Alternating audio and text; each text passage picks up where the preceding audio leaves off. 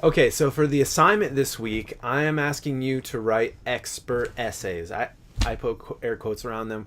Expert essays I do in all of my classes, so I don't expect you to be an expert in anything necessarily. Some of you, maybe just out of high school, but the idea is something that a subject that you're passionate about.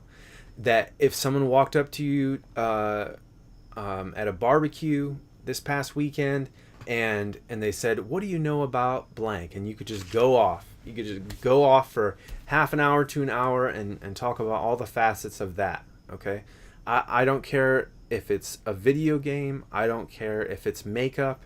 I don't care if it's part of your job. I've had all kinds of people turn in all kinds of different subject matters.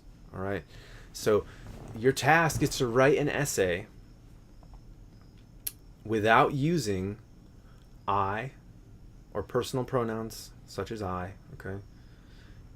And tell me about whatever it is that you're passionate about as if I've not heard of it before.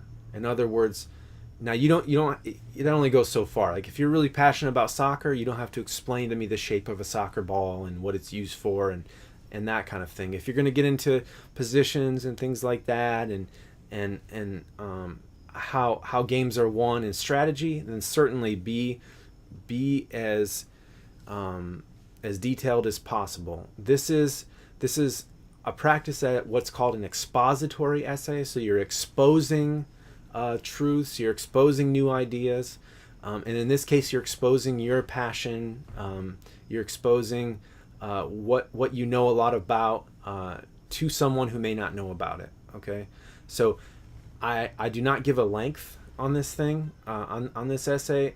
If you make it one page, it just better be a really good page. Also, what you're going to be doing is, but I would say probably about 1,000 words, 1,500 words. A page or two would be fine. 1 to 3 pages would be fine. Also, what you're going to be doing at the same time is you're going to be turning in an outline for this essay. So that has an implied task of you're going to do the outline first. If you watch my last video, you're going to do the outline first, and then you're going to write the assignment, and you're going to turn both in. Now, as far as the outline goes, I don't expect you to follow page 61. I don't expect a formal outline. If it's bullet points, if it's arrows, if you draw it out on a piece of paper and you've got arrows and you've got scribbles and stuff like that, take a picture of it and send it to me.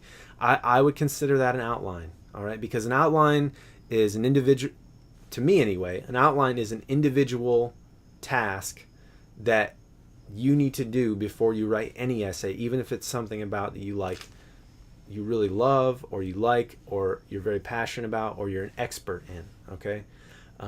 Doing an outline, as I discussed in the last video, is very important, just to make sure you understand, okay, I'm going to talk about this next, I'm going to talk about this, and these parts of that, I'm going to talk about this, I'm going to talk about that, and you're just organizing your thoughts, and then I'm going to put a conclusion in, and an introduction is in the beginning, okay, with a thesis statement. Thesis statements, we are going to talk about that in length. We're going to have some exercises about that. Right now, it's still getting to know you, getting to see where you are, getting to know what your writing ability is, so that I can better serve you throughout the semester. So go ahead, make mistakes if you need to.